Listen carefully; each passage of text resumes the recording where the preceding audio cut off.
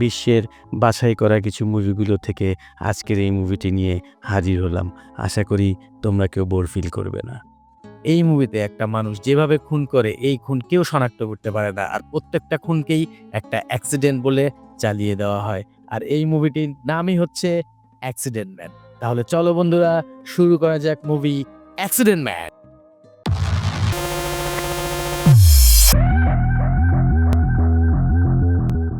মুভির শুরুতেই আমরা একজন লোককে হোটেল রুমে ঢুকতে দেখি, কিন্তু সে জানতো না আজই তার শেষ দিন, কারণ তার জন্য অপেক্ষা করছে মৃত্যু। কারণ আড়াল থেকে তার জন্য বসে আছে একজন কিলার। লোকটি রুমের মধ্যে ঢুকেই দামি একটি গিফট দেখতে পায়, আর এই গিফটটি হলো একটি ঘড়ি। এই ঘড়িটা অনেক উপরে আছে, তো ওই ঘড়িটা নামানোর জন্য সে একটা টুল নিয়ে ওই ঘড়িটাকে নামাতে যায়।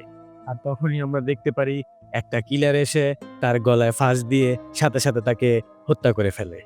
এরপরেই আমরা দেখতে পারি কিলার তার এই হত্যাকে এমনভাবে সাজায় যে যে কেউ দেখলেই মনে করবে সে আত্মহত্যা করেছে। আর এই কিলারের মেইন স্কিল হচ্ছে সে প্রত্যেকটা হত্যাকে এমনভাবে সাজায় যে যে কেউ দেখলেই বুঝতে পারে যে কোনো একটা অ্যাক্সিডেন্ট হয়েছে। আর তাই তার নাম দেওয়া হয়েছে অ্যাক্সিডেন্ট ম্যান। আর ইনি হচ্ছে আমাদের এই মুভির নায়ক। তার নাম হচ্ছে মাইক। আর মাইক এই লোকটিকে মেরে তার সাথে একটি সেলফি তুলে সে বেরিয়ে পড়ে তার বাইক নিয়ে রিল্যাক্স করার জন্য। মাইক প্রতিটি খুন করার পরে সে টেনশনে ভুগে, আর এই টেনশন দূর করার জন্য সে অপরিচিত কোনো একটা বারে গিয়ে লোকজনদের সাথে শুধু শুধু মারামারি করে, আর এই মারামারি করেই সে তার টেনশন দূর করে। বোঝো একবার ব্যাপারটা। মাইকের মতো আরও 5 জনের একটা কিলিং টিম রয়েছে, যারা একজন আরেকজনের চেয়ে অনেক পারদর্শী। তাদের এই টিমটি পরিচালনা করা হয় ওয়েসিস নামক এক বার থেকে। আর পুরো টিমের সব সদস্যরা সেই বারে গিয়েই মিট আপ করে। এর নাম হচ্ছে ক্লিফ, যে কিনা ভয়ানকভাবে কুড়াল দিয়ে কুপিয়ে কুপিয়ে মানুষ হত্যা করতে পারদর্শী। আর এর নাম হচ্ছে পয়জন পিট, সে খুব ভয়ানক বিষ দিয়ে মানুষকে এমনভাবে হত্যা করে যার কোনো প্রমাণই থাকে না, আর সে হচ্ছে এই বিষয়ে পারদর্শী। আর এরা দুজন হচ্ছে, একজনের নাম মিক আর আরেকজনের নাম ম্যাক। তারা হচ্ছে দুইজনই এক্স মিলিটারি। তারা দুজন সবসময় শক্তিশালী মানুষদের খুন করে, কারণ তারা পারদর্শী হচ্ছে গান ফাইটে এবং বক্সিংয়ে। তারা এমনভাবে গুলি করে আর এত দ্রুতই গুলি করে যে তাদের কোনো প্রমাণই থাকে না। আর বক্সিংয়েও তারা খুবই পারদর্শী। আর এর নাম হচ্ছে ফ্র্যাঙ্কি ফেক।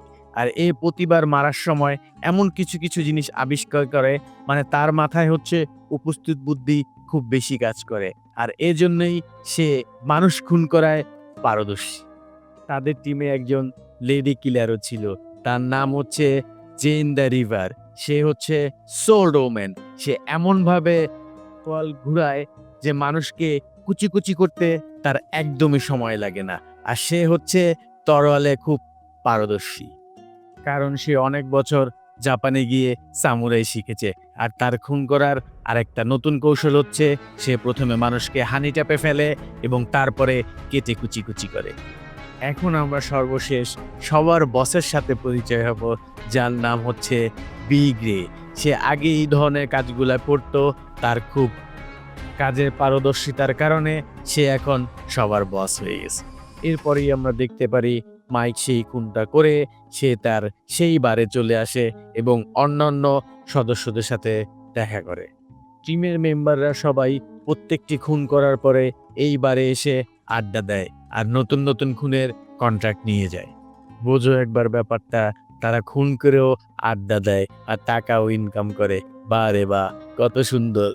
সেদিন যখন সবাই মিলে আড্ডা মারতেছিল, তখনই মাইকের এক্স গার্লফ্রেন্ডের কথা ওঠে সেই বারে, এবং মাইকের গার্লফ্রেন্ড মানে এক্স গার্লফ্রেন্ড সে বেশ কিছুদিন আগেই মাইককে ছেড়ে চলে গিয়েছে। কথার এক পর্যায়ে আমরা দেখতে পারি সেখানে এসে হাজির হয় মিল্টন নামের এক লোক। এই লোকই সব অ্যাসোসিয়েশনদের কন্ট্যাক্ট এনে দেয়। সেই ক্লায়েন্টদের সাথে মিটিং করে আর কিলারদের সব ইনফরমেশন সাপ্লাই দেয়।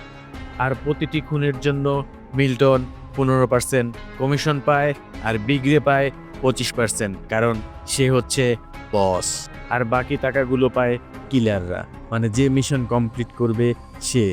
মিল্টন মাইককে আলাদা করে ডেকে নিয়ে যায় এবং এই খুন করার জন্য মাইককে কংগ্রাচুলেশন জানায় এবং আরও একটা খুনের অফার দেয়। এবার কিনা যাকে খুন করতে হবে সে হচ্ছে একজন অ্যাকাউন্টেন্ট। যদি মাইক এই খুনটা সফলভাবে করতে পারে তারপরে তাকে এক ব্যান্ড দলকে খুন করতে হবে, যে ব্যান্ড দলটার নাম হচ্ছে স্যাকাওনি ম্যাকন। ওরে বাবা রে বাবা, কি নাম! যদি এই কাজগুলো সে সফলভাবে করতে পারে তাহলে তাকে ডাবল পেমেন্ট করা হবে, কারণ মিল্টন তার টিম মেম্বারদের বাইরেই এই কন্ট্রাক্টটা এক্সট্রাভাবে নিয়েছিল। এইখানে একটা ব্যাপার হচ্ছে, কে কন্ট্রাক্ট দিচ্ছে, কি জন্য দিচ্ছে, এই কোনো কিছুই কিলাররা জানতে পারবে না। কিলারদের কাজ হচ্ছে মারো আর টাকা কামাও, মারো আর টাকা কামাও, এটাই হচ্ছে কিলারদের কাজ। আর এই জন্যই মাইক এই কিলিংয়ে রাজি হয়ে যায়।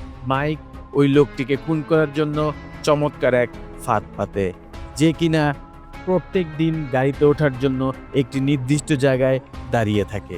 তাই মাইককে ওই লোকটিকে গাড়ি চাপা দিয়ে মারার জন্য একটা ফাঁদ পাততে হবে, কারণ মাইকের প্রত্যেকটা খুনই এমনভাবে করা যে খুনের কোনো প্রমাণই থাকে না, আর প্রত্যেকটা খুনকেই মনে হয় যেন একটা অ্যাক্সিডেন্ট।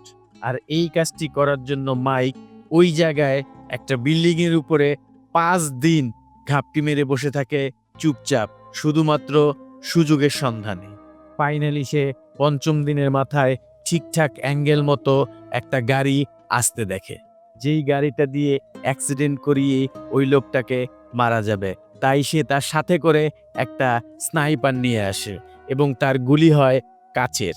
গাড়িটা যখন আসছিল তখনই মাইক একটা শুট করে, আর ওই গুলিটা গিয়ে সোজা গাড়ির টায়ারে লাগে, আর গাড়ির টায়ার ব্লাস্ট হলে সেই গাড়িটা এসে ওই লোকটির উপরে পড়ে এবং চাপা দিয়ে সাথে সাথেই ওই লোকটি সেখানে মারা যায়। বুঝতে পারো একবার মাথায় কি বুদ্ধি! ওরে বাবা রে বাবা! তো বন্ধুরা, আমার কথাবার্তা তোমাদের কেমন লাগতেছে সেটা অবশ্যই কমেন্ট বক্সে জানিয়ে দিও, আর পারলে একটা সাবস্ক্রাইবও করে দিও। তাহলে বন্ধুরা ফিরে যাই গল্পে। মাইকের প্ল্যান সাকসেস হয়ে যায়। এরপর পুলিশরা যতই এসে ইনভেস্টিগেশন করে না কেন কোনো লাভ হবে না, কারণ গাড়িতে কোনো গুলির চিহ্নই নেই, আছে শুধু কাচের টুকরো, আর এটা রাস্তায় থাকতেই পারে। এই খুনটি করার পরেও মাইক আবার সেই টেনশনে ভুগতে থাকে, কিন্তু মাইক এবার আর বারে যায়নি। সে বাসায় একটা পাঞ্চিং ব্যাগ ঝুলিয়ে সেটার উপরেই তার রাগ ঝাড়তে থাকে। তার গার্লফ্রেন্ড তাকে ছেড়ে যাওয়ার জন্য সে ডিপ্রেশনে ছিল। আসলে তার গার্লফ্রেন্ড একজন বায়োসেক্সুয়াল ছিল, আর এটাও সে জানতো না, আর এই কারণেই সে বেশি ক্ষিপ্ত থাকে সব সময়। সে মাইককে ছেড়ে গিয়ে সে এখন প্রেম করছে চার্লি অ্যাডামস নামের একটি মেয়ের সাথে। বোঝো একবার ব্যাপারটা, যেটা মাইকের জন্য আরো হতাশাজনক একটা ব্যাপার ছিল। আর এই কারণেই তার সমস্ত রাগ সেই পাঞ্চিং ব্যাগের উপরে ঝাড়তে থাকে। আর তখনই মাইক তার নিজের ফোন থেকে একটি ভয়েস মেসেজ পায়, আর মেসেজটা ছিল মিল্টনের।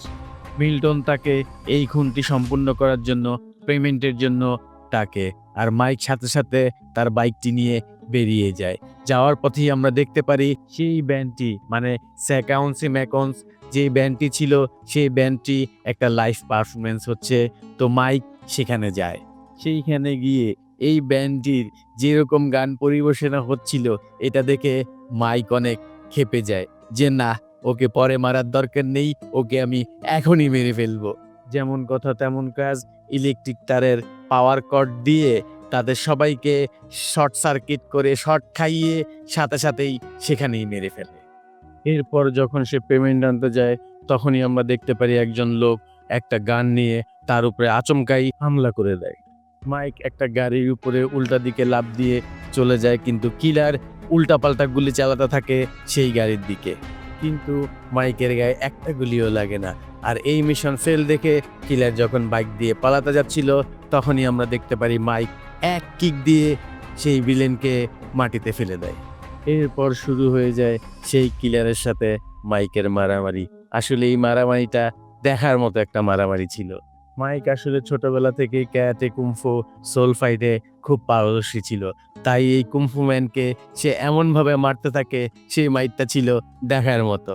মারামারি এক পর্যায়ে মাইক বলে, তুই চাইলেই আমাকে বিল্ডিং এর উপর থেকে একটা স্নাইপার দিয়ে মারতে পারতি, কিন্তু না, তুই সাহস দেখানোর জন্য আমার সামনে চলে এসেছিস, তাহলে দেখ এবার আমার স্কিল। এরপর মাইক আরো উত্তম মধ্যম তাকে দিতে থাকে। মাইর খেতে খেতে এক পর্যায়ে সেই লোকটি বলে, না, আমি তোমাকে কখনোই বলবো না আমাকে কে পাঠিয়েছিল। এই কথা শুনে মাইক হাসতে হাসতে বলে, থাক, তোকে আর বলতে হবে না, কে পাঠিয়েছে সেটা আমিই বের করে নিতে পারবো। এই বলে মাইক তার ঘাড় মটকে দেয় এবং সাথে সাথেই সেখানেই তাকে মেরে ফেলে। এরপরে মাইক সেই লোকটাকে আর তার বাইকটাকে এমনভাবে সেট করে যে যে কেউ দেখলে মনে করবে যে এটা একটা অ্যাক্সিডেন্ট কেস। অ্যাক্সিডেন্ট করেই এই লোকটার ঘাড় মটকে গেছে আর সে মারা গিয়েছে। এরপর মাইক নিজের ফোন বের করে মিল্টনকে ফোন দেয়, আর মাইকের সন্দেহ ছিল যে এই কাজটা নিশ্চয়ই মিল্টন করেছে। মাইক বলে যে আমাকে ডবল পেমেন্টের কথা বলে তুমি আমাকে মারার চেষ্টা করেছিলে। মিল্টন ওই পাশ থেকে কিছুই বুঝতে পারতেছিল না যে কেন এই অ্যাটাক হলো আর কেই বা করলো। তখনই মাইক বলে, আমি এখন ডাবল পেমেন্ট না, আমি এখন 4 ডাবল পেমেন্ট নিব তোমার কাছ থেকে, আর এই পেমেন্ট না দিলে আমি সবার খবর করে ছেড়ে দিব। এরপরে মাইক যখন রাতে ঘুমাচ্ছিল তখনই মাইকের কাছে আরো একটি দুঃসংবাদ আসে। তার এক্স গার্লফ্রেন্ডের পার্টনার চার্লি বলে কে বা কারা যেন তার এক্স গার্লফ্রেন্ডকে ধর্ষণ করে হত্যা করেছে।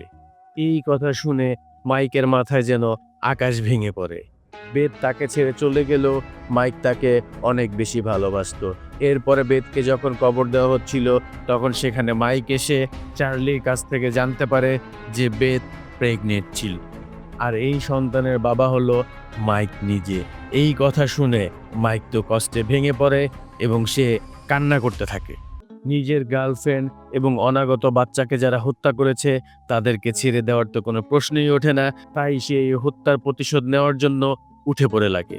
প্রথমে সে এক পুলিশ অফিসারের কাছ থেকে তার গার্লফ্রেন্ডের পোস্টমর্টমের রিপোর্ট নেয় এবং তারপর সে চলে যায় সেই ক্রাইম সিনে। মাইক সেখানে উপস্থিত হয়ে সেই জায়গার পুরো সিন নিজের মতো করে সাজাতে থাকে, কারণ সেও তো একজন কিলার। সে সেখানে গিয়ে চিন্তা করে দুইজন সিসকে চোর কয়েকটা টাকার জন্য এই কাজ করবে না। এছাড়াও পোস্টমর্টম রিপোর্টে সে দেখতে পারে তার বডিতে সোডিয়াম থিওপেন্টাল নামে এক মেডিসিন রয়েছে।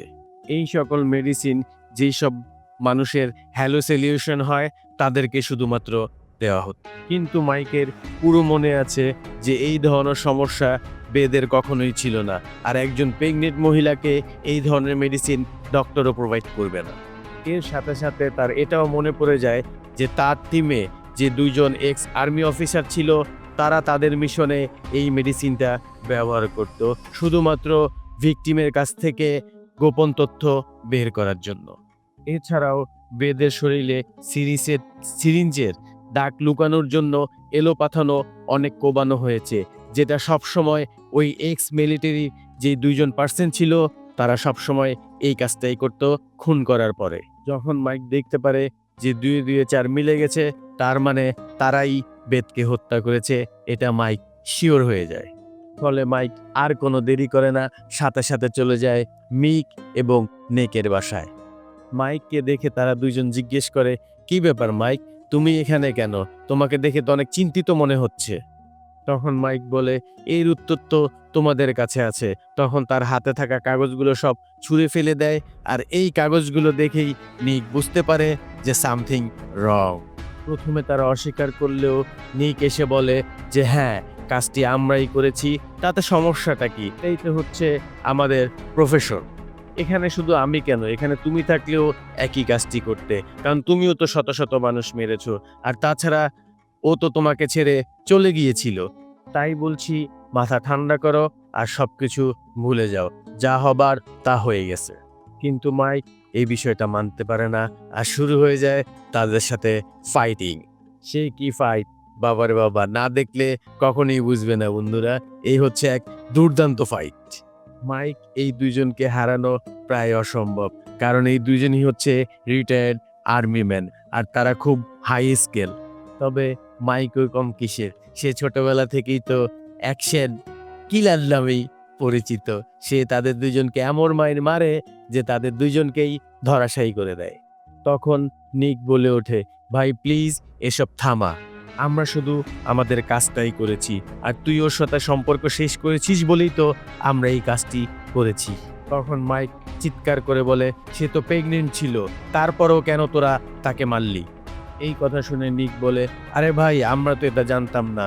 অন্য পাশ থেকে ম্যাক বলে, ভাই তোর গার্লফ্রেন্ডের বদলে আমার বউরে মাইরা ফেলা। এই এমন সময় এমন সিরিয়াস মুভমেন্টে ফাইজলামির কথা শুনে মাইক তো আরো ক্ষেপে যায়, আর জোরে এক ঘুষি মানে তার মুখে, সে সাথে সাথে কোমায় চলে যায়, মানে অজ্ঞান হয়ে যায়। তখন মাইক নিককে বলে, বল তোদের এই কন্ট্রাক্ট কে দিয়েছিল? আর নিক বলে, ভাই এটা তো আমরা জানি না, আমাদেরকে তো সবসময় কাজ মিল্টন দেয়। এই কথা শুনে মাইকের তো মাথা খারাপ হয়ে যায়, আর মাইক সাথে সাথে সেখান থেকে বেরিয়ে সোজা চলে আসে ওই বারে, যেখানে সবসময়ের মতো উপস্থিত ছিল বিগ রে। আর এর মধ্যে দিয়ে শেষ হয়ে যায় এই মুভির প্রথম পার্ট। তো বন্ধুরা, কেমন লাগলো আমার এই মুভির প্রথম পার্ট সেটা অবশ্যই কমেন্ট বক্সে জানিয়ে দিও। একটি লাইক করে এই মুভিটি সবাইকে দেখার সুযোগ করে দিও, আর সাবস্ক্রাইব করে আমাদের সাথেই থেকো। দেখা হবে এই মুভির দ্বিতীয় পার্ট নিয়ে। ততক্ষণ পর্যন্ত ভালো থাকো, টাটা, বাই বাই।